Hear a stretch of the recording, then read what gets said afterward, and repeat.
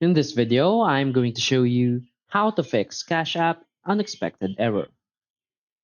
So please watch the video until the end and follow this tutorial step by step to avoid making mistakes. So let's get started. If you're encountering an unexpected error on Cash App, here are several steps you can try and resolve the issue. So first, you want to check your internet connection. So ensure you have a stable internet connection. Try switching between Wi-Fi and mobile data to see if the issue persists.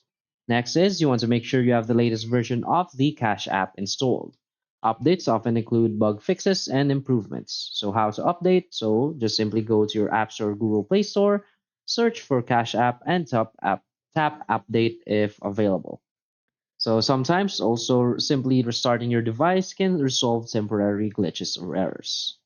Next is you want to clear the Cash App cache for Android. So clearing the app's cache can help fix issues caused by corrupted data.